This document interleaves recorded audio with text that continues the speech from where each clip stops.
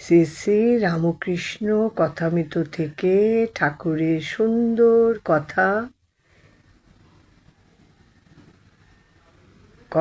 সুন্দর কথা। ব্যাসদেব যমুনা পার হবেন, গোপীরা এসে উপস্থিত।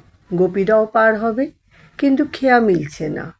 গোপীরা বললে, ঠাকুর এখন কি হবে?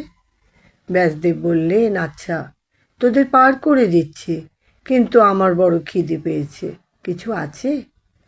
গোপীদের কাছে দুধ, ক্ষীর, নবনী অনেক ছিল, সমস্ত ভক্ষণ করলেন। গোপীরা বললেন, ঠাকুর পারের কি হলো? ব্যাসদেব তখন তীরে গিয়ে দাঁড়ালেন, বললেন, হে যমুনে, যদি আজ কিছু খেয়ে না থাকি তোমার জল দুভাগ হয়ে যাবে, আর আমরা সেই পথ দিয়ে পার হয়ে যাব। বলতে না বলতে জল দুধারে সরে গেল।